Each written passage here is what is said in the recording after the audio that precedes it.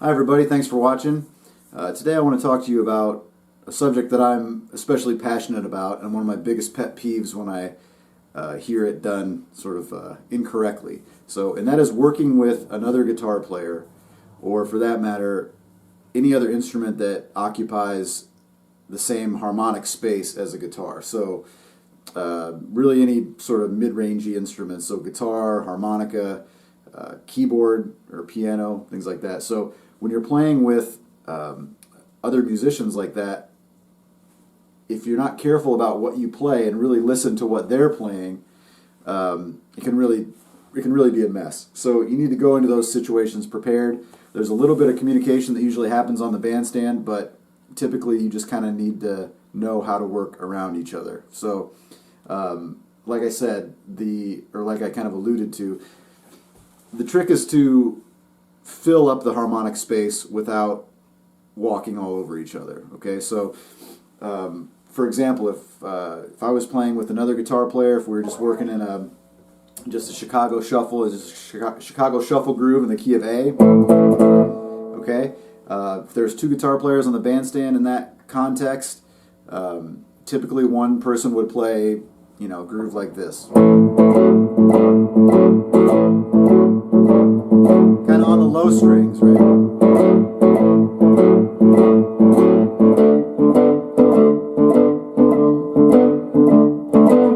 Now the second guitar player wants to stay completely away from that frequency range. You might want to play something like this.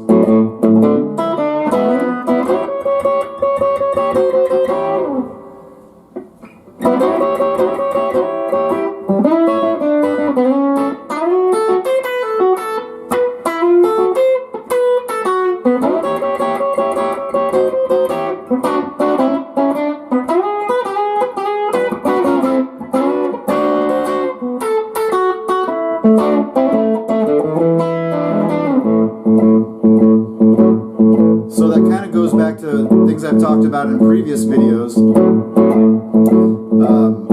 An approach to playing solo guitar where you need to cover both those parts by yourself. Well, when you're playing with another guitar player, you don't need to cover both those parts by yourself, and you probably shouldn't. So I'll give another example of what to do in that situation.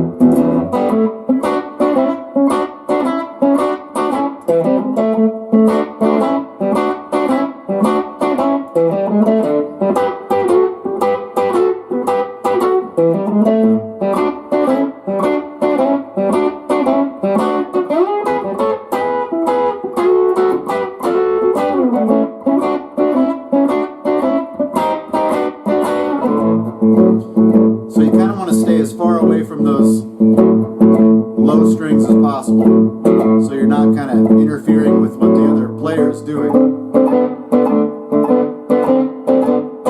I'll give you one more example.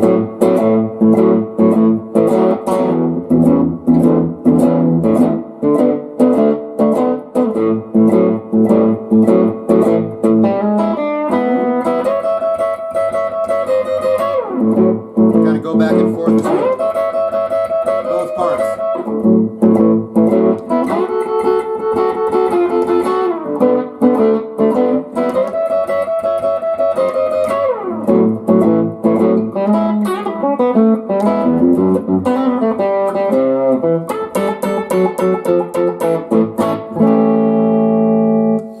Okay, so the idea is one guitar player is kind of hanging on the low end with that shuffle pattern, and the other one's filling in the high end with some little rhythm fills and lead licks and things like that. What I was doing there is basically just playing partial chords, staying on the high strings and playing like an A7th chord over the A.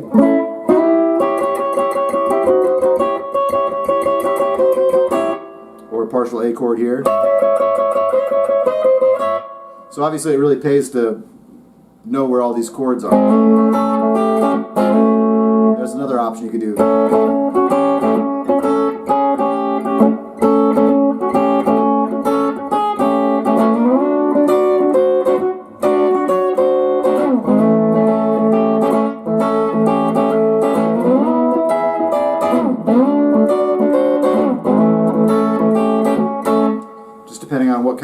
vibe fits the song. Another that goes back again to just listening carefully, especially to what other people are playing. You also want to stay out of the way of the bass player, so that's kind of something else to consider. So that concept is applicable over all different types of grooves. So not only just a Chicago shuffle like that, but what if we were playing like I don't know, like a funky groove or like a boogaloo style jam. If I were to play this pattern on my own, if I was the only guitar player in the band, I might play something like this and get in the key of A.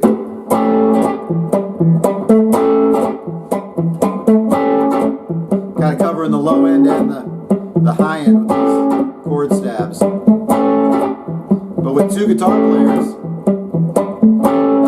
one's going to go like this.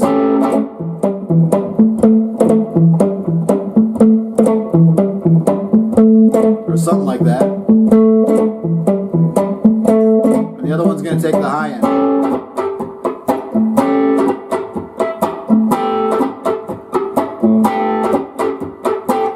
Right? Without kind of getting in each other's way. Same deal, you can use different chord shapes to do that. So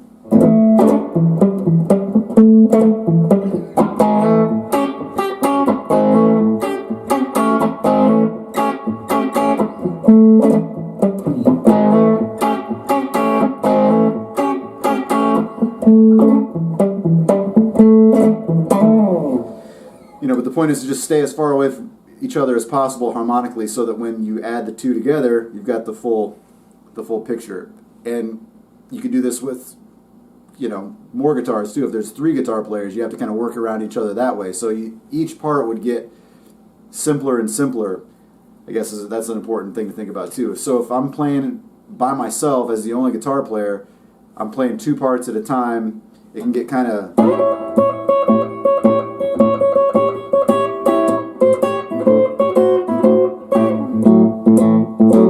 having to cover both parts myself, and I'm playing a lot.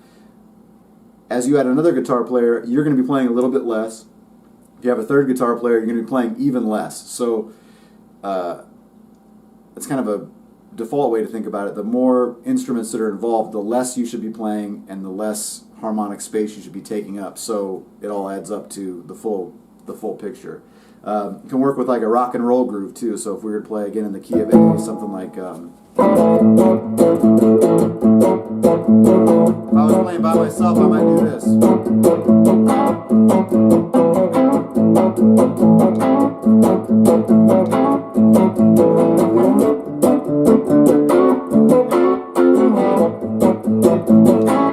And fill in those chord stabs underneath the rhythm part on the low strings. But with another guitar player, if one of them's going to be on the low strings like that, I'm going to stay out of the way.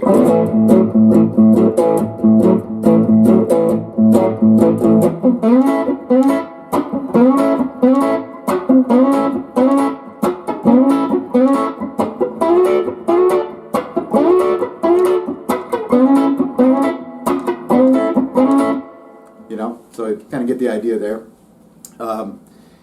So that's the point. I mean, to stay out of each other's way, but to have everything that you're playing add up to the entire harmonic picture to fill up that space. Otherwise, if you're not paying attention, if you're not listening, I see and I hear this happen over and over again. Like I said, it's kind of a pet peeve of mine. If you're not listening to what the other person is playing and you end up playing right on top of each other, it's not going to yield the product that you want to have. It's either going to be a mess, or it's just going to not be as good as it could be. Okay, and if you listen to all the great players, all the great bands, from blues to rock bands, you listen to Leonard Skinner and those three guitar parts, they're all doing something to add up to a full sum, to the sum of the parts, if that makes sense. And that's kind of what you should be thinking about when you're playing with other instruments. I will mention another thing that could be a whole other video in and of itself, but I'll just mention it quickly here. Playing with keyboards and with piano players or organ players, you have to take a similar approach, but it's a little bit different. So typically a piano player or an organ player are going to play big chords. So they might be playing the equivalent of, like, if we're in the key of A again, they might be playing, they're going to play an A7 like this typically, like a big... like a big full chord with all the notes in it, right? Or ninth chord. They're going to be playing the whole chord. So you don't want to play the whole chord because you're going to be stepping on each other and it's going to sound like a mess. So a really good thing to do that I like to do is to find little two-note voicings of these chords. So if you were going to play that A7, if we just for example, and this you can interpolate this into any chord that you know. So think of the full chords like an A7 bar chord. I'm just going to take two notes of that. I'm going to play that. So let's say if you got a keyboard player and he's going.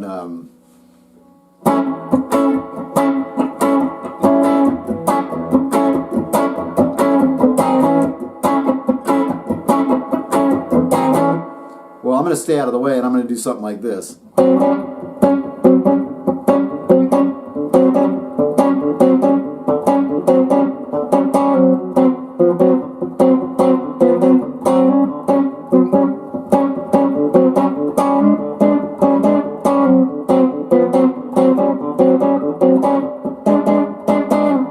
So I'm just playing two notes, two notes out of that chord, and you hardly have to play it all, and you can play a whole 12-bar progression just by moving that. For example, this shape. This doesn't work with all shapes, but for this shape, and I'm basically playing this. I am playing this G and the C sharp. So over the 1. And the 4, just back down a fret.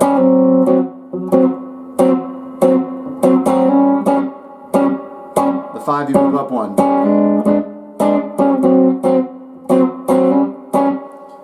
And it works because those are notes, you know, over the A7, the D9, and there's your E9. You look, those notes are right there. So the point is to just, you know, find these smaller voicings when you're playing with an instrument that is occupying a lot of harmonic space, like a keyboard or organ. Especially those organ players, they like to play those big chords and hold them, you know, for a long time. So you want to play these little staccato two-note or